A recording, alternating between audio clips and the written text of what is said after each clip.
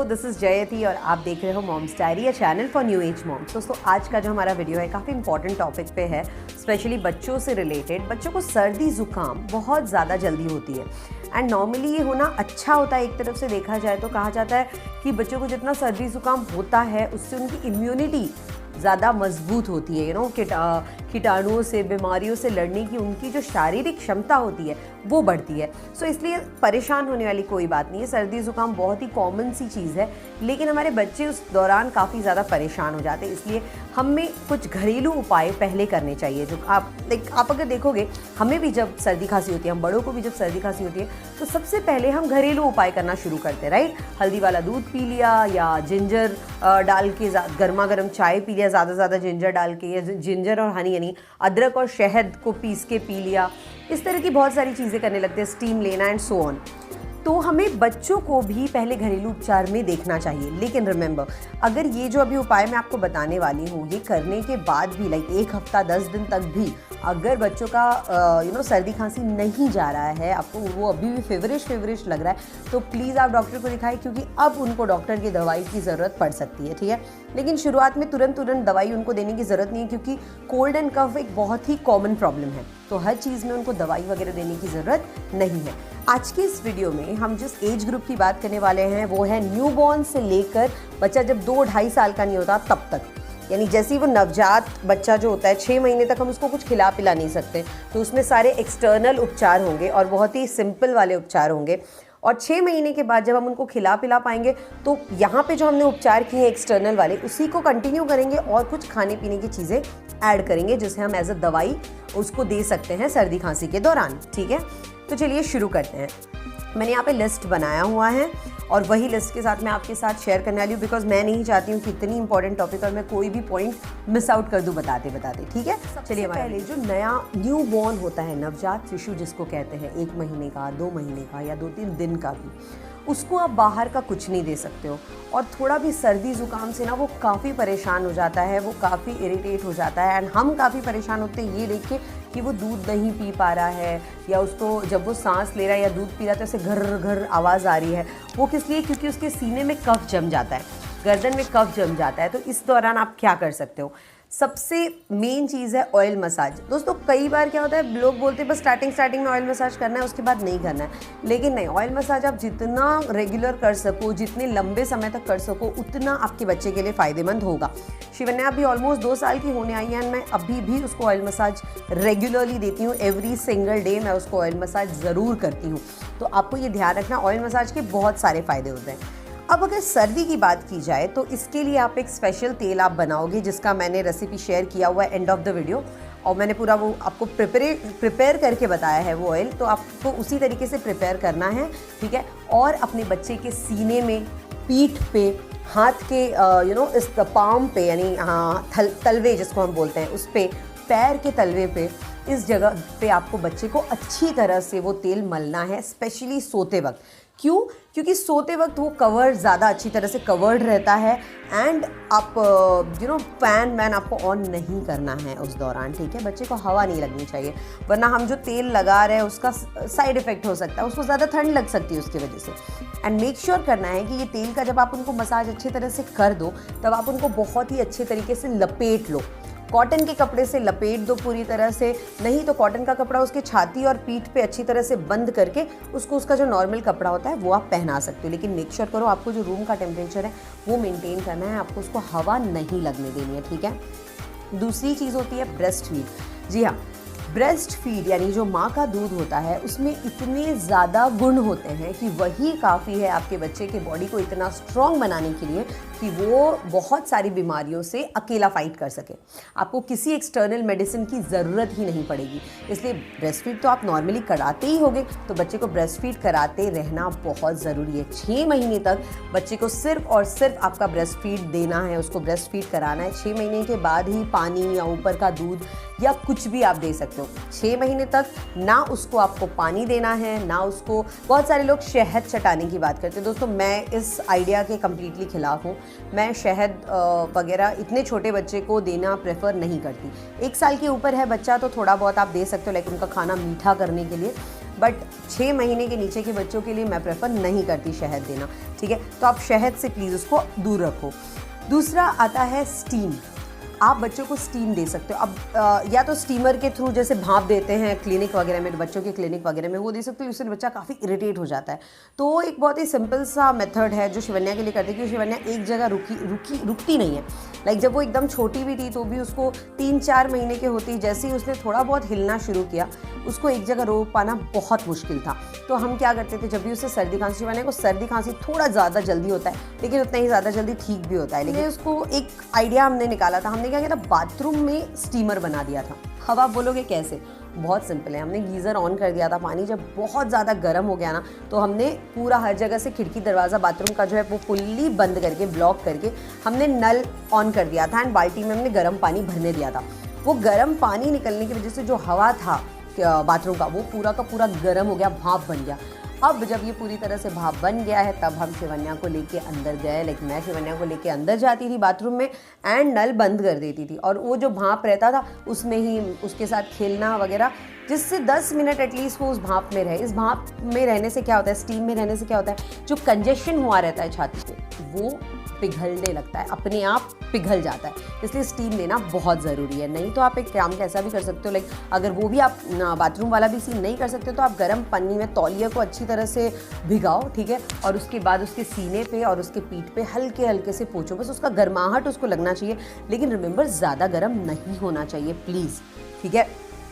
दूसरा, अब अगर नेक्स्ट टॉपिक की बात करूँ मैं तो वो है नेज़ल ड्रॉप। जी हाँ, नेसो क्लियर करके एक नेज़ल ड्रॉप आता है, अभी मेरे पास नहीं है वरना मैं आपको दिखाती।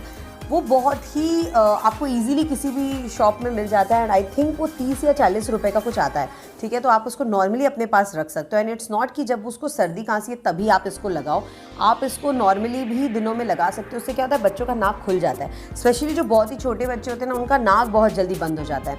एक तो वो दूध पीते वक्त उनका नाक दबता है, उसकी वजह से भी उनको दूध पीने में भी बहुत बार दिक्कतें होती है। और हम कई बार ये टेंशन लेते हैं ना, बच्चा ठीक से दूध नहीं पी पा रहा है। इसका रीज़न सिर्फ एक ही है कि उनका नाक बार बार दब रहा है, उनको सांस लेना में आसानी नहीं हो रही है। ये जो नेज़ल ड्रॉप है नेज़ो क्लियर जिसको मैं कह रही हूँ, ये कुछ नहीं है, सिर्फ सलाइन वाटर यानी नमक और पानी। तो अगर आप ये बस नमक और पानी को एक डब्बे में डाल दिया गया है, अगर आप ये आपके पास ये नहीं है एंड आपको देना है बच्चे को, तो आप घर पे भी नमक और पानी का मिश्रण बना सकते हो। मेक श्योर करो नमक जो है वो पानी में अच्छी तरह से घुल गया हो। एक ड्रॉपर लो और 2 ड्रॉप हर मतलब दोनों नॉस्ट्रिल में एक एक करके डाल दो। That's it. बच्चे का नाक खुल जाएगा और उसको काफ़ी रिलीफ महसूस होगा, ठीक है। उसके बाद आपको ध्यान रखना है वार्म प्रेस, जिसे मैं कहते हैं सेक लेना। जी हाँ, इसमें आप क्या कर सकते हो, आप थोड़ा सा अजवाइन और लहसुन को अच्छी तरह से तवे पे रख के भून लो, ठीक है। थोड़ा सा ड्राई रोस्ट कर सकते हो, ठीक है। अजवाइन आपको पता ही है, जैसे हम कैरम सीड कहते हैं, लहसुन यानी गार्लिक, बस इसको आपको सूखा भून लेना है, ठीक है। उसका जो वो पूरा आपका जब भुन गया उसके बाद उसको एक रुमाल में डाल के इसकी पोटली बना लेनी है। कॉटन का कपड़ा हो ताकि इजीली सेकने में आसानी हो, ठीक है। और उसके बाद उसके छाती पे, उसके पीठ पे आपको ये रखना है, ठीक है। बहुत ही सिंपल है। और अगर आप ये भी नहीं दे सकते हो तो नॉर्मली भी आप तवे पे एक कपड़े को ले लो, उसको थोड़ा रखो ताकि कपड़ा हल्का गर्म हो एंड इस गर्म कपड़े से आप बच्चे का छाती, बच्चे का पीठ ये सेक सकते हो। रिमेंबर ज़्यादा गर्म नहीं होना चाहिए, हमें बच्चे को ठीक करना है, उसे जलाना नहीं है, ठीक है। और उसे किसी भी तरह की तकलीफ नहीं देनी है। तो मेक श्योर करो कि ये ज़्यादा गर्म ना हो जो आप सेक रहे हो बच्चे को, ठीक। ध्यान रखना है कि जब आप बच्चे को सुला रहे हो, छोटे बच्चे को, क्योंकि वो ज़्यादा मूव तो कर नहीं पाते हैं, तो जब भी आप उनको सुला रहे हो तो वो दोनों साइड पे ही अपना टर्न हो के सोए। इससे क्या होता है, उनको छाती में जो कंजेशन हो जाता है ना, उससे उनको तकलीफ नहीं होती, वो आराम से सो पाते हैं। दूसरा आपको ध्यान रखना है कि जब आप बच्चे को सुलाए ना, और स्पेशली अगर उसको सर्दी खांसी है तो उनको ये जो सर है उनका वो थोड़ा सा 30 डिग्री पे हो, थोड़ा ऊंचा करके उसको सुलाएं। जब बच्चा ऐसे सो रहा है तो उसको थोड़ा सा ऊंचा करके सुलाएं। ये आप खुद भी देख सकते हो। लाइक आपको अगर सर्दी खांसी है, छाती में बहुत ज़्यादा कफ लग रहा है और अगर आप ऐसे बिना तकिए के ऐसे सो गए ना, तो आपके अचानक से सर ऐसे दर्द होने लगता है, सर पे ऐसा लगता है पूरा कफ जाने लगा है। तो यही छोटे बच्चों के साथ होता है। तो हमें इतनी तकलीफ होती है तो सोचो बच्चे को कितनी तकलीफ होगी। इसलिए प्लीज़ मेक श्योर करो कि जब आप बच्चे को सुला रहे हो तो उसका सर हमेशा ऊपर हो, स्पेशली सर्दी खांसी के वक्त। इस दौरान आपको बच्चे को नहलाना अवॉइड करना चाहिए, डायरेक्ट नहलाना अवॉइड करना चाहिए। आप क्या कर सकते हो, आप नॉर्मल गर्म पानी ले लो, उसमें नींबू अच्छी तरह से डाल दो, ठीक है, नींबू का रस अच्छी तरह से डाल दो और थोड़ा गुनगुना पानी होना चाहिए, और इसमें अपने कपड़े भिगो के, ठीक है, बच्चे को स्पंज बाथ दे सकते हो। नींबू इसलिए मैंने बोला क्योंकि ये जो कंजेशन रिलीफ करने में काम आता है, ये जो टॉक्सिन्स होते हैं बॉडी के वो निकालने में काम आता है, वो फ्लश आउट करने में काम आता है, इसलिए नींबू आप इसमें ऐड कर सकते हो, ठीक है। अगर पॉसिबल हो सके तो उसके रोज़ाना के नहाने के पानी में भी थोड़ा सा आप नीम का पत्ता, धुला हुआ नीम का पत्ता गर्म पानी में आप डाल दो। लाइक गर्म, जब आप बच्चे के लिए नहाने का पानी गर्म करते हो उसमें ये डाल दो, और उसके बाद पत्ता छान के निकाल दो, या पत्ता रहने भी दिया तो कोई फ़र्क नहीं पड़ता। उसके बाद जैसे ही वो पानी हल्का सा ठंडा, उसी पत्तों के साथ वो पत्तों का जो रस रहता है वो पानी में आ जाता है। इस पानी से भी आप बच्चों को नहाओगे तो स्किन इन्फेक्शंस नहीं होते हैं, और स्पेशली सर्दी खांसी वाले सीज़न में, यानी जो सर्दी का सीज़न होता है उसमें ये काफ़ी हेल्प करता है। इसलिए आप ये भी एक पॉइंट नोट डाउन कर सकते हो। ये था 6 महीने के नीचे वाले बच्चों के लिए। अब अगर हम बात करें 6 महीने से 2 साल के बच्चों के लिए, तो ये जो ऊपर मैंने सारी चीज़ें बताई, यानी oil massage, breast feed, steam, nasal drop, सेक यानी जो वार्म प्रेस करना बोला वो, ये पानी में नीम डालना, ये तो सब आपको करना ही है। इसके अलावा हम अब जैसे बच्चों को कुछ खिला पिला सकते हैं, तो आपको क्या मेक श्योर करना है कि आपको उसको वार्म लिक्विड देना है। जी हाँ दोस्तों, स्पेशली सूप तो आप उसको नॉर्मली कभी भी दे सकते हो, लेकिन इस टाइम पे ना सॉलिड खाने से ज़्यादा जो सूप होता है ना, वो बच्चों को खाने में आसानी भी रहता है, एंड वो सूप का जो गर्म पानी, गर्माहट रहता है ना, उससे उसको रिलीफ, जो कंजेशन रहता है वो रिलीफ होने में भी मदद मिलती है, सर्दी खांसी में भी मदद मिलती है, तो ये काफ़ी अच्छा रहेगा उसके लिए। तो आप उसको सूप दे सकते हो।